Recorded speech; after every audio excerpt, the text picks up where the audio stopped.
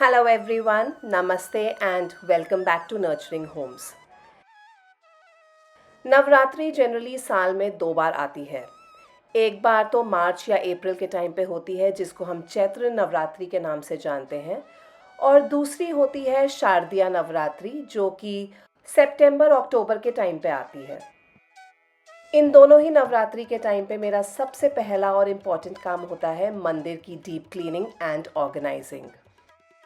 हर बार नवरात्रि के टाइम पे मैं मंदिर का जो डीप क्लीनिंग होता है और ऑर्गेनाइजेशन होता है वो लगभग नवरात्रि शुरू होने से 5 से 6 दिन पहले शुरू कर देती हूँ। चैत्य नवरात्रि में फ़र्क नहीं पड़ता, लेकिन जो शारदीय नवरात्रि होती है जो कि इस समय अक्टूबर में पड़ती है साल के, हम ये काम जल्दी नहीं कर पाते हैं क्योंकि इससे जस्ट पहले श्राद्ध खत्म हुए होते हैं और श्राद्ध में हम कोई भी नया काम, शुभ काम शुरू नहीं करते हैं। जस्ट कल ही श्राद्ध खत्म हुए थे और आज मुझे पूरी प्रिपरेशन करनी है डीप क्लीनिंग से लेके ऑर्गेनाइजेशन अपने मंदिर का, क्योंकि कल है पहला दिन शारदीय नवरात्रि का, जो कि हमारे लिए बहुत बड़ा दिन होता है।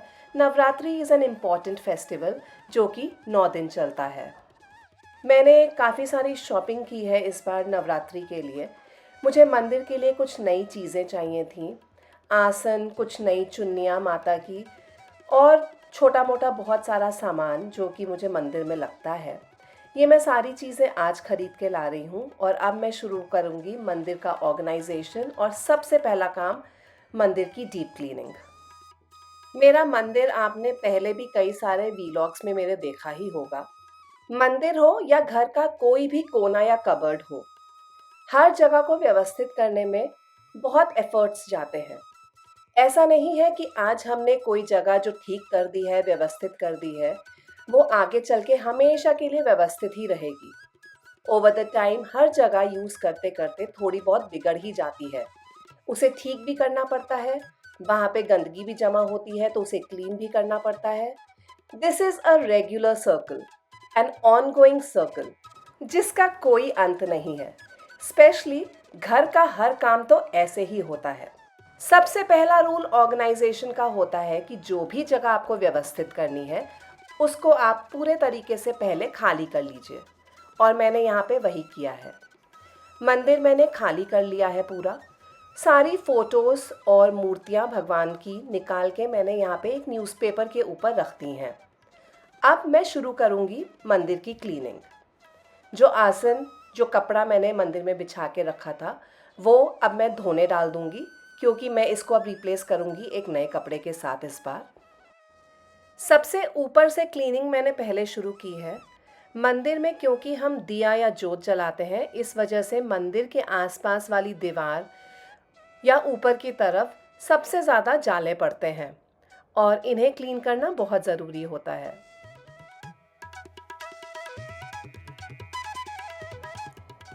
वैसे तो ये सारा पूरा ड्राई डस्ट ही होता है, इसलिए आराम से सूखे कपड़े के साथ ये क्लीन हो जाता है।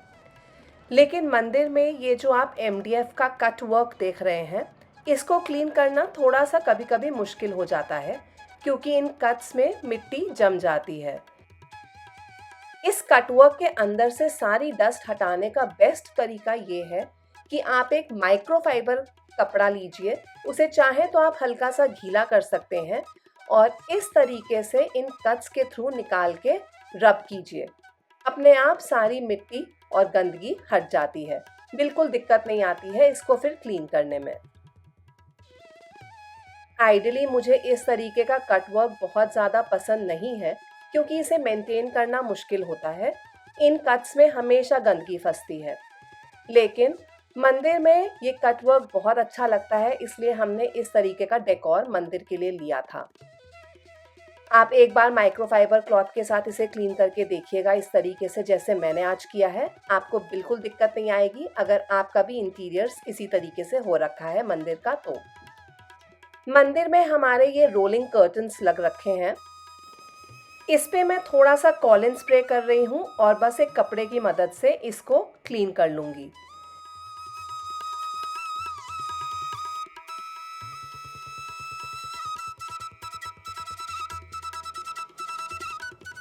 पीछे के साइड जो ओम बना हुआ है वो भी MDF कटवर्क पे ही है। इसको भी मैं अच्छे तरीके से क्लीन कर लूँगी। ये सारे कटवर्क्स क्लीन करने ज़रूरी हो जाते हैं।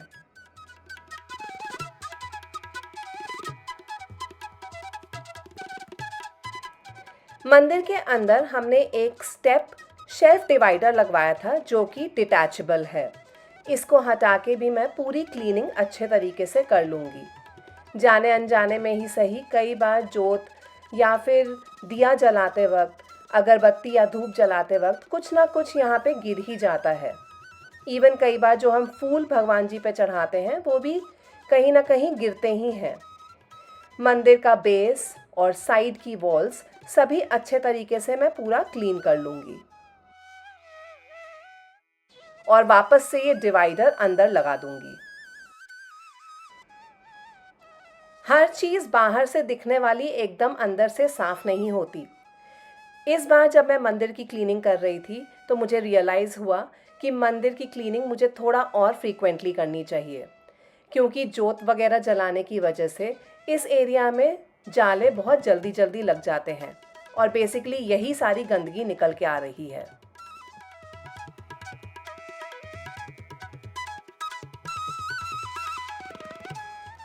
मंदिर का ऊपर का हिस्सा पूरा बहुत अच्छे तरीके से क्लीन हो चुका है।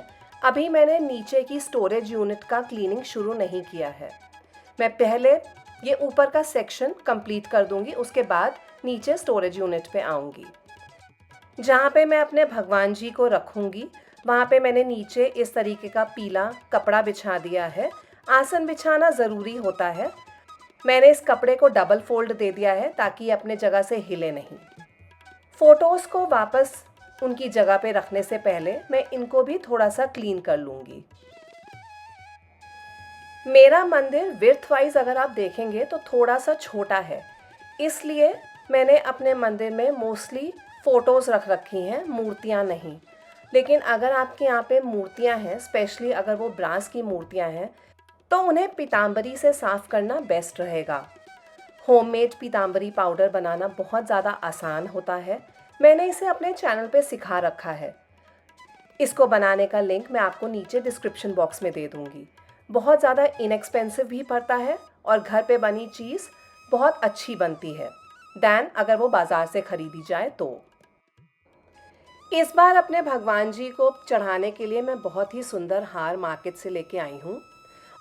ये हार मैं अभी ही अरेंज कर दूँगी सब फ़ोटो के ऊपर और उसके बाद ही मैं फ़ोटो को अपनी जगह पे रखूँगी।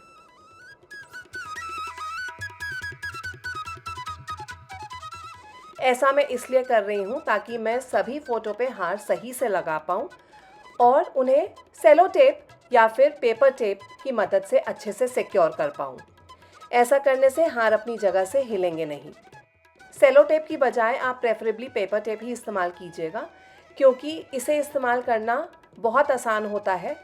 इन्हें लगाने या उतारने पर कहीं पे भी कोई भी चीज़ ख़राब नहीं होती है, ना ही उनके मार्क्स कहीं बैठते हैं। इसलिए मैं हमेशा पेपर टेप लगाना ही प्रेफर करती हूँ। और अब मैं अपने सभी भगवान जी को उनके स्थान पे रख रही हूँ। मैं इनकी जगह जनरली चेंज नहीं करती हूँ।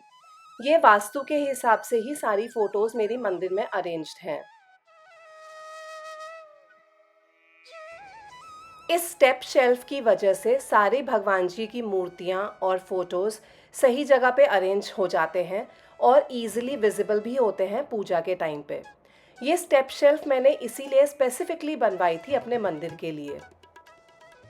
अगर आपके पास ये स्टेप शेल्फ ना हो मंदिर में आपके और आपको इसकी ज़रूरत हो तो ये रेडीमेड भी अवेलेबल होते हैं किसी भी ऑनलाइन शॉपिंग वेबसाइट पे।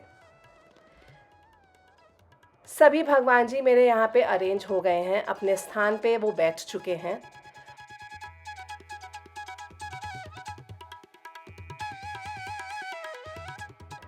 और अब वक्त है नीचे की स्टोरेज यूनिट को सेट करने का। मंदिर के ठीक नीचे एक पुल आउट टेबल है जहाँ पे मैं अपनी मंदिर की जोत जलाती हूँ। इसको मैं सबसे पहले ऑब्वियसली क्लीन कर लूँगी। थोड़ा सा कॉलिन स्प्रे कर रही हूँ और इसको मैंने क्लीन कर लिया है। पुल आउट ट्रे के जस्ट नीचे एक ड्रॉर है जो मैं एक्सेस नहीं कर पाती हूँ अगर पुल आउट ट्रे निकली हुई है और जोत जल रही है तो।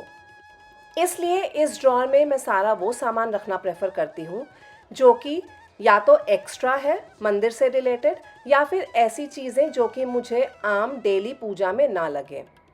मंदिर की पूरी स्टोरेज यूनिट में मैं ऐसा कोई भी सामान नहीं स्टोर करती हूँ जो कि मंदिर रिलेटेड ना हो। एज पर वास्तु ऑल्सो मंदिर की कबर्ड में कोई भी क्लटर कभी भी नहीं होना चाहिए और कोई भी सामान कभी भी यहाँ पे आपको डंप नहीं करना होता। इस ड्रॉर को भी अब मैं क्लीन कर लूँगी। ड्राई डस्ट तो मैंने माइक्रोफाइबर क्लॉथ से ही निकाल के किनारे कर दिया है और उसके बाद मैं हल्का सा कॉलिन स्प्रे करके इसे अच्छे तरीके से क्लीन कर लूँगी।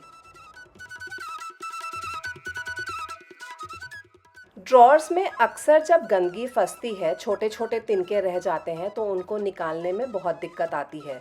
इसलिए इस बार मैं कबर्ड को और ड्रॉर को ये शेल्फ लाइनर के साथ लाइन कर दूंगी ताकि जो भी गंदगी होगी इन लाइनर्स के ऊपर गिरेगी और क्लीनिंग में दिक्कत नहीं आएगी। ये लाइनर्स काफ़ी इनएक्सपेंसिव आते हैं और आराम से मार्केट में मिल जाते हैं। इवन ऑनलाइन ये आराम से मिल जाते हैं।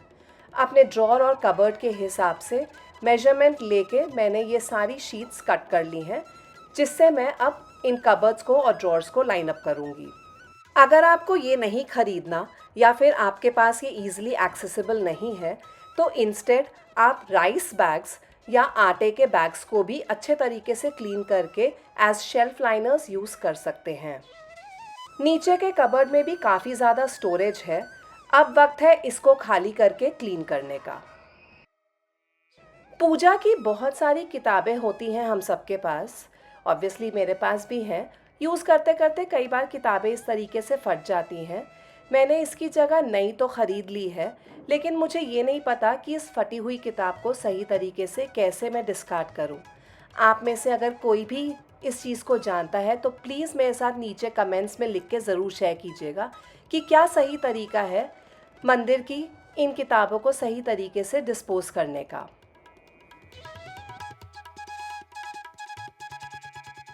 मेरे मंदिर में एक ये बड़ा सा कार्डबोर्ड बॉक्स है जिसमें मैं सारी कैंडल्स और दिए वगैरह अरेंज करके रखती हूँ।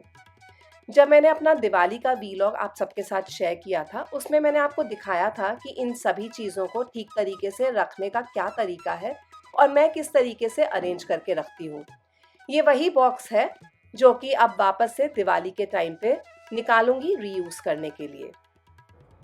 और अब फाइनली ये स्टोरेज यूनिट भी मैं अच्छे तरीके से क्लीन कर लूँगी और अब है वक्त इन सबको ठीक से अरेंज करने का।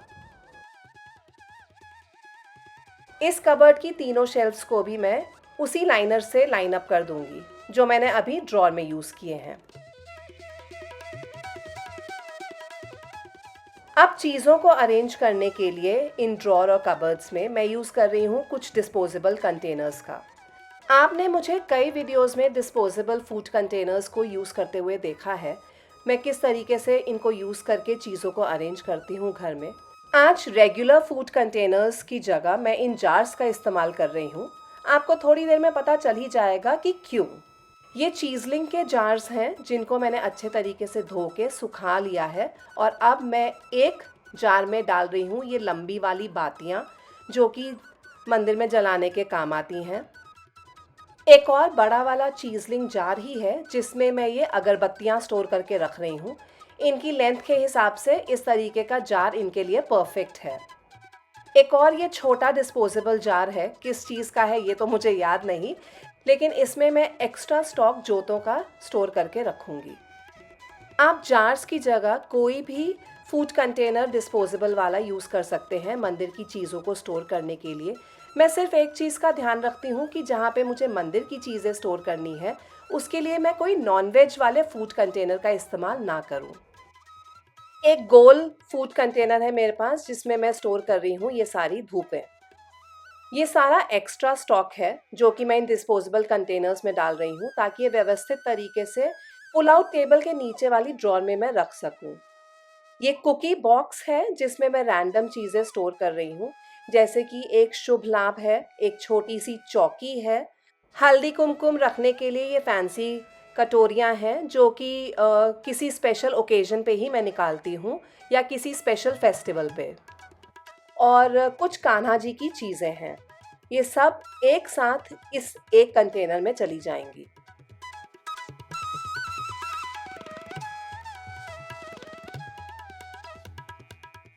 एक प्लास्टिक का बड़ा सा टिफ़िन बॉक्स है जिसमें मैं पूजा के सभी बर्तनों को रख दूंगी।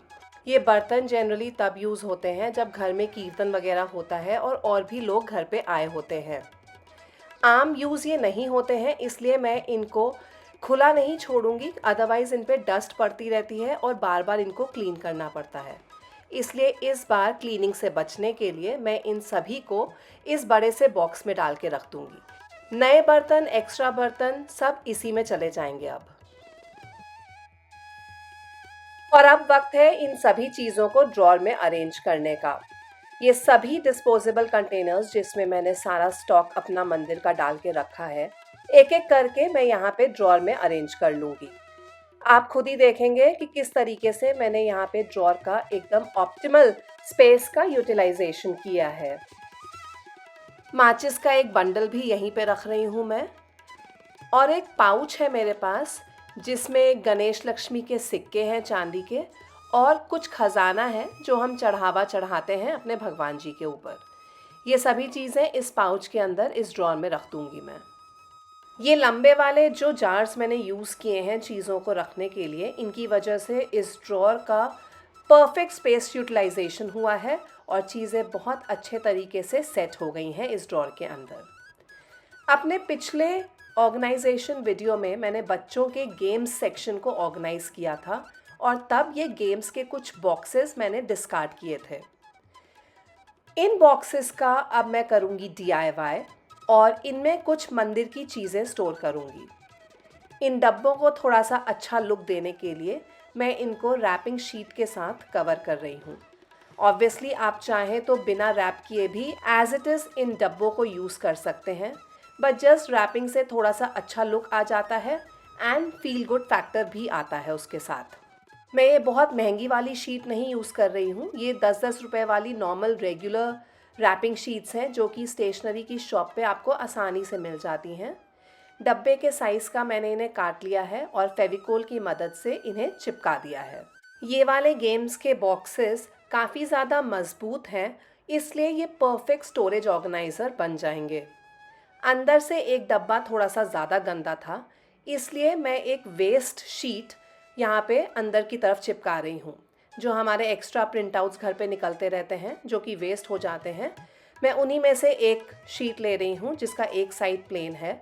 उसको मैंने अंदर की तरफ इस तरीके से चिपका दिया है ताकि डब्बा अंदर से गंदा ना दिखे। 2 डब्बे मेरे DIY करके स्टोरेज के लिए रेडी हो गए हैं। एक डब्बे में मैं डाल रही हूँ भगवान जी के सारे आसन, जो नीचे मैं कपड़े बिछाती हूँ वो सभी, और दूसरे डब्बे में जाएंगी माता की सभी चुनियाँ।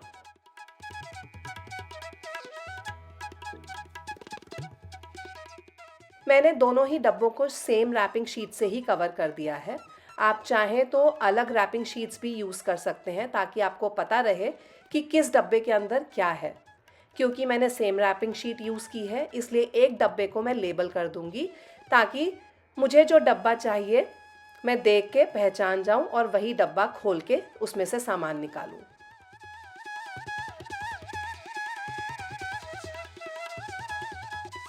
दो और छोटी डिस्पोजेबल प्लास्टिक की शीशियाँ मैंने ली हैं कुछ सामान स्टोर करने के लिए। मैंने बहुत कोशिश की इनका स्टिकर रिमूव करने का, लेकिन ये हुआ नहीं, इसलिए मैं इनको भी सेम रैपिंग शीट के साथ ही कवर कर दूंगी ताकि ये ख़राब ना दिखें जब मैं इन्हें यूज़ करूं तो।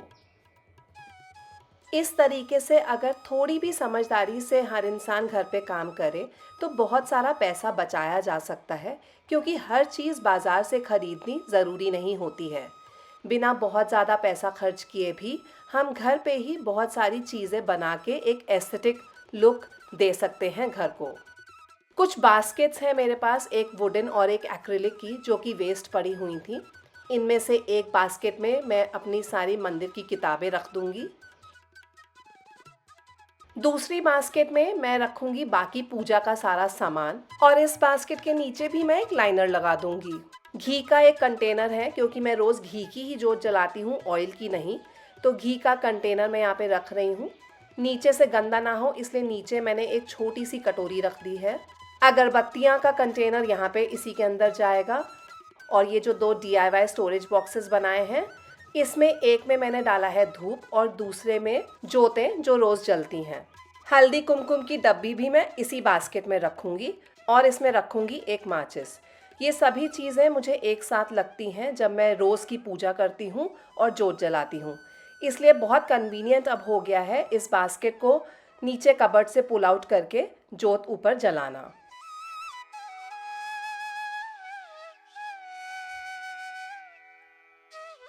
एक और वुडन बास्केट को मैं लाइन कर रही हूँ लाइनर के साथ। इसमें मैं रख रही हूँ 2 शीशियाँ जिसमें भोग का सामान है। भोग मैं रोज़ लगाती हूँ जब मैं जोत जलाती हूँ मंदिर में। तो यहाँ पे कुछ सुपारियाँ हैं जो पूजा में लगती हैं, वो भी मैं इसी बास्केट में रख रही हूँ। और यहाँ पे जाएगा कपूर, गंगाजल, कलावा और एक इत्र की शीशी। बास्केट्स होने से चीज़ें बहुत कन्वीनियंटली आप कबर्ड के अंदर से एक्सेस कर सकते हैं। अब ये सभी बास्केट्स जो मैंने बनाई हैं, इन सबको एक एक करके मैं यहाँ पे अरेंज कर दूँगी। जो भी चीज़ निकालनी है वो पर्टिकुलर बास्केट आप बाहर निकाल के आराम से चीज़ों को निकाल सकते हैं और क्लीनिंग भी बहुत आसान हो जाती है। मिडिल रैक में मैं रख रही हूँ ये दिए और कैंडल वाला बॉक्स और बगल में आसन और चुन्नियों वाला बॉक्स। यहाँ पे कुछ आसन है मेरे पास जो मैं पूजा के टाइम पे यूज़ करती हूँ, इसको भी मैं यहीं रख दूँगी। अननेसेसरी सारा सामान मैंने डिस्कार्ड कर दिया है, इस वजह से नीचे वाली स्पेस खाली हो गई है जो कि मैं लेटर ऑन यूज़ कर सकती हूँ कोई और मंदिर का सामान रखने के लिए। इट्स द नेक्स्ट डे, यानी कि पहला दिन नवरात्रि का, और मैं यहाँ पे मंदिर के बाहर ये आर्टिफिशियल फूलों की माला लगा रही हूँ। नीचे इनके एक लोटस है, ये अपनी जगह से हिले नहीं, इसलिए पेपर टेप से इसे मैं सिक्योर कर दूँगी।